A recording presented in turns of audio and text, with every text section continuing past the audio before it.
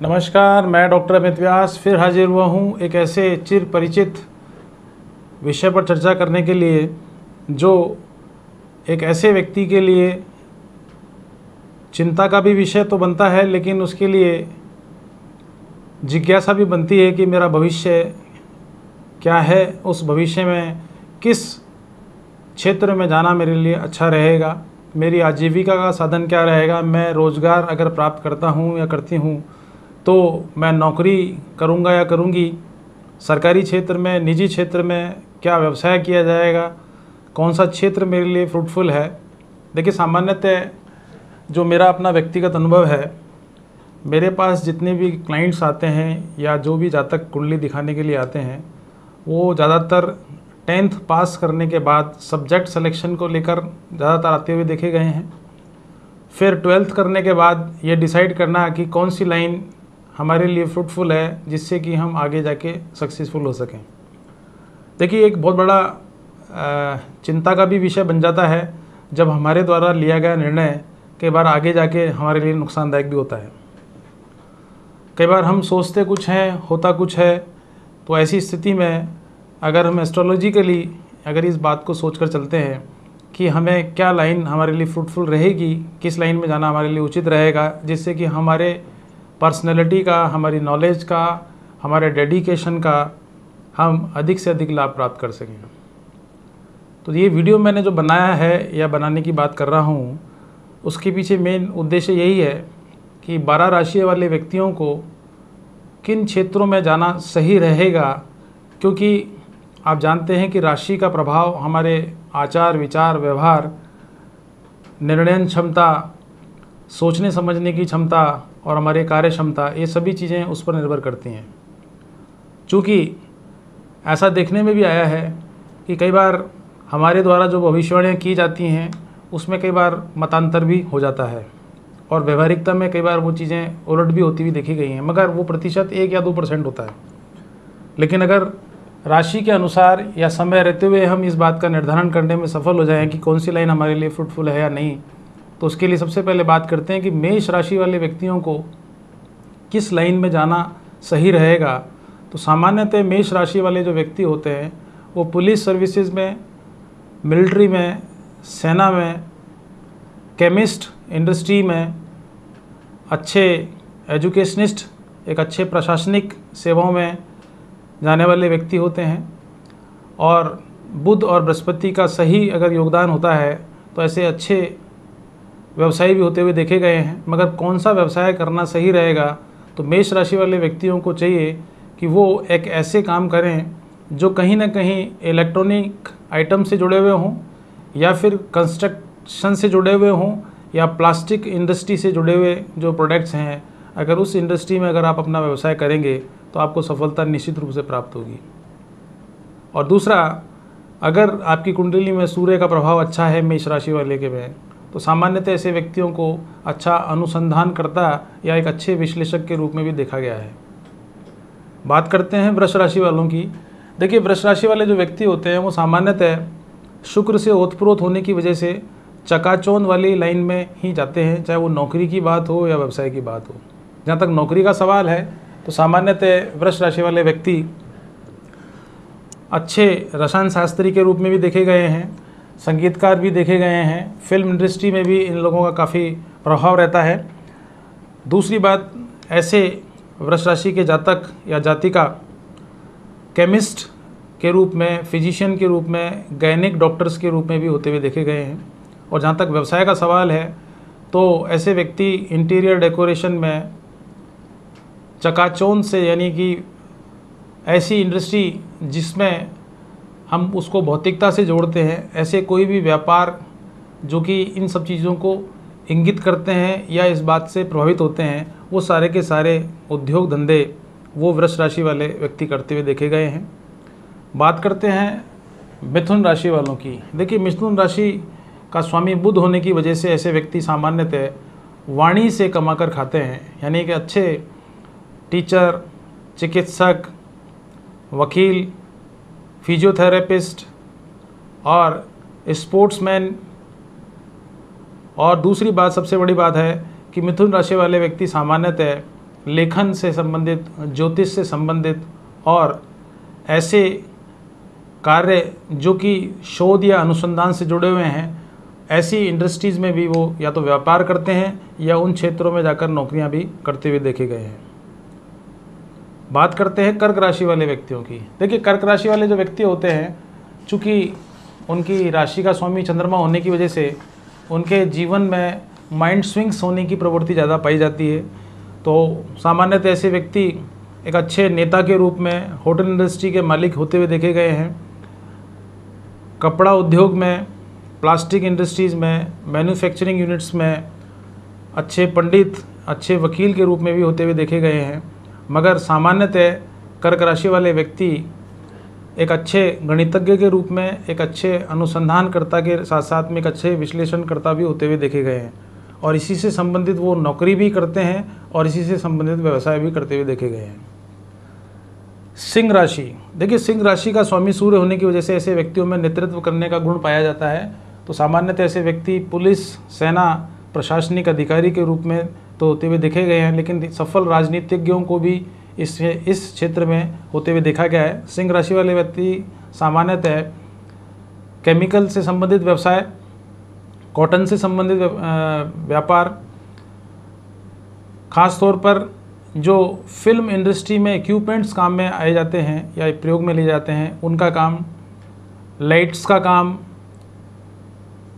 लकड़ी का काम और विशेष रूप से इंटीरियर डिजाइनिंग के अंदर भी ऐसे व्यक्तियों को सफल होते हुए देखा गया है। और जहाँ तक सवाल है व्यवसाय का, तो सिंह राशि वाले व्यक्ति केवल वैसा ही व्यवसाय पसंद करते हैं जिसमें उन्हें सर्विस इंडस्ट्री से जुड़ा हुआ जो उद्योग धंधा हो, यानी मैन्युफैक्चरिंग कम करते हुए देखे गए हैं, बल्कि सर्विस इंडस्ट्रीज़ में ऐसे व्यक्तियों का काफ़ी परचम फहराते हुए देखा गया है। बात करते हैं सिंह राशि वालों की, कन्या राशि वालों की।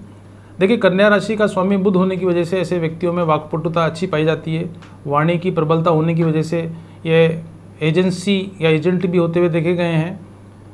परिवहन सेक्टर में भी ऐसे व्यक्तियों को सफल होते हुए देखा गया है। एक अच्छी होटल इंडस्ट्री के मालिक भी होते हुए देखा गया है। विशेष रूप से ऐसे व्यक्ति agent, LIC, banking sector, finance sector और एजुकेशन से संबंधित क्षेत्र में नौकरी अथवा व्यवसाय करते हुए देखे गए हैं। चूँकि कन्या राशि वाले व्यक्तियों के पास में इंट्यूशनल बैकग्राउंड अच्छा होने की वजह से और कलात्मक जानकारी होने की एक बायबॉर्न जिसको कह सकते हैं, एक चीज़ उन्हें विरासता के रूप में, एक विरासत के रूप में मिलती है, जिसकी वजह से उनमें आजीविका के 2 स्रोत होते हुए भी देखे गए हैं। यानी ऐसे व्यक्ति नौकरी भी करते हैं और साथ में व्यवसाय भी करते हुए देखे गए हैं। बात करते हैं तुला राशि वालों की। देखिए, तुला राशि वाले व्यक्तियों की राशि का स्वामी शुक्र होने की वजह से ऐसे व्यक्ति सामान्यतः ऐसी नौकरी या ऐसा व्यवसाय करना पसंद करते हैं जिसमें उन्हें आत्मसम्मान की प्राप्ति हो, नेतृत्व का अच्छी तरीके से एक्सपोजर मिलता हो और साथ ही ऐसे व्यक्ति अच्छे इंटीरियर डेकोरेटर्स, इंजीनियरिंग लाइन में, IIT सेक्टर में और विशेष रूप से ऐसे व्यक्ति मैनेजरियल लाइन में यानी कि प्रबंध क्षेत्र में काफ़ी सफलता प्राप्त होते हुए देखे गए हैं। ऐसे व्यक्तियों को शेयर्स से भी संबंधित क्षेत्र में नौकरी करते हुए या इसका व्यापार करते हुए भी देखा गया है। ऐसे व्यक्ति सट्टे से संबंधित जितने भी व्यवसाय हैं उनमें भी काफ़ी सफल होते हुए देखा गया है। चूँकि ऐसे व्यक्तियों की कुंडली में अगर शनि की प्रभावशीलता अच्छी होती है तो ऐसे व्यक्ति माइंस के मालिक, होटल इंडस्ट्री के मालिक और बहुत बड़े उद्योगपतियों के रूप में भी हमारे सामने देखने को मिले हैं। तो कहीं ना कहीं तुला राशि के व्यक्ति जो होते हैं वो सामान्यतः सफल होने के साथ साथ में एक कुशल प्रबंधक भी सफल होते हुए देखे गए हैं। बात करते हैं वृश्चिक राशि वाले व्यक्तियों की। देखिए, वृश्चिक राशि वाले व्यक्तियों में मंगल की गुणधर्मता की वजह से उनमें अनुशासन, प्रशासन और आत्मविश्वास की बढ़ोतरी पाई जाती है, जिसकी वजह से वो सामान्यतः ऐसे ही नौकरियां करते हैं, चाहे वो पुलिस इंडस्ट्री की बात हो या मिलिट्री से संबंधित सेवाएं हों या फॉरेन एम्बेसी, फॉरेन कंट्री के नौकरी, IAS, IRS, Indian accounts services में काफ़ी सफल होते हुए देखा गया है। हालांकि ऐसे व्यक्ति क्रिमिनल लॉयर भी अच्छे होते हुए देखे गए हैं और ऐसे व्यक्तियों को क्रिमिनल माइंड का भी होते हुए देखा गया है। तो ऐसे व्यक्ति, खासतौर पर वृश्चिक राशि वाले व्यक्ति, प्रशासनिक क्षमताएं होने की वजह से काफ़ी सफल होते हुए देखे जाते हैं, मगर मंगल की कई बार दुष्प्रभावशीलता की वजह से ऐसे व्यक्तियों के साथ में कई बार नेगेटिविटीज़ भी होती देखी गई हैं। तो जब बात करते हैं कि हमें किस क्षेत्र में जाना चाहिए, तो वृश्चिक राशि वाले व्यक्तियों को शुरू से ही इंजीनियरिंग से संबंधित या इंटीरियर डेकोरेशन से संबंधित सब्जेक्ट का चयन करने में अपने आप को इन्वॉल्व करना चाहिए, जिससे कि वो अपनी पर्सनैलिटी का मैक्सिमम एक्सपोजर दे सकें। बात करते हैं धनु राशि वालों की, तो धनु राशि वाले व्यक्तियों की राशि का स्वामी गुरु होने की वजह से ऐसे व्यक्ति अच्छे सफल उपदेशक, अच्छे वकील, अच्छे टीचिंग प्रोफेशन के व्यक्ति, अच्छे गणितज्ञ होते हुए देखे गए हैं। और व्यापार की जहाँ तक बात करते हैं तो ऐसे व्यक्ति मैन्युफैक्चरिंग यूनिट में काफ़ी सफल होते हुए देखे गए हैं, क्योंकि बृहस्पति की प्रभावशीलता राशि की वजह से होने की वजह से, और अगर बृहस्पति का प्लेसमेंट कुंडली में अच्छा होता है तो ऐसे व्यक्तियों को आर्थिक रूप से काफ़ी संपन्न होते हुए भी देखा गया है। खासतौर पर पैसे का लेन देन करना हो, बैंकिंग इंडस्ट्रीज़ में व्यापार करना हो या बैंकिंग इंडस्ट्री में सर्विस करने का मामला हो, तो सामान्यतः धनु राशि वाले व्यक्तियों की संख्या अधिक पाई गई है या पाई जाती है। बात करते हैं मकर राशि वाले व्यक्तियों की, तो मकर राशि वाले व्यक्ति और कुंभ राशि वाले व्यक्तियों की राशि का स्वामी शनि होने की वजह से ऐसे व्यक्ति अच्छी बिजनेसमैन होने के साथ साथ में स्टील इंडस्ट्रीज़ में, पेट्रोकेमिकल इंडस्ट्रीज़ में, बायोकेमिकल इंडस्ट्रीज़ में, और विशेष रूप से ऐसे व्यक्ति माइंस से जुड़े हुए व्यापार करने के साथ साथ में इन्हीं क्षेत्रों में नौकरी करते हुए देखे जाते हैं। और शनि का प्रभाव अगर कुंडली में अच्छा होता है और साथ ही बुध का प्लेसमेंट भी अगर अच्छा होता है, तो ऐसे व्यक्तियों की सोर्सेज ऑफ इनकम भी 2 होते हुए देखे हैं। यानी कि ऐसे व्यक्ति नौकरी करने के साथ साथ में व्यापार भी करते हैं और राजनीति में काफ़ी ऊंचाइयों पर अपना परचम फहराते हुए देखे गए हैं। या तो वो अपने छात्र जीवन में या दैनिक जीवन में एक ऐसे पदों की प्राप्ति करते हैं जो उन्हें उनकी प्रशासनिक क्षमताओं के आधार पर और निर्णय लेने की क्षमता के आधार पर उन्हें इन पदों की प्राप्ति आसानी से हो जाती है। और अगर वो व्यापार करते हैं तो भी वो इस प्रकार के व्यापार करना पसंद करते हैं जिससे कि उनकी इस क्षमता का अधिक से अधिक विदोहन हो सके।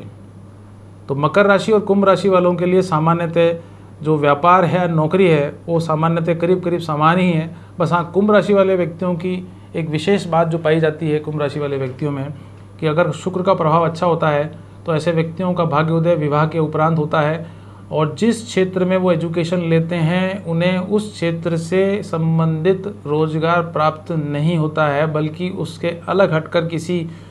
नौकरी में या व्यापार में ही सफलता प्राप्त करते हुए देखा गया है। बात करते हैं मीन राशि की। देखिए, मीन राशि की जो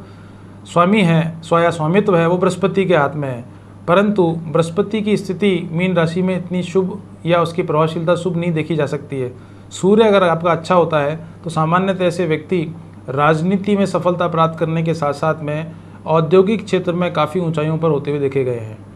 और जहाँ तक सवाल है नौकरी का, तो ऐसे व्यक्ति टीचिंग क्षेत्र में,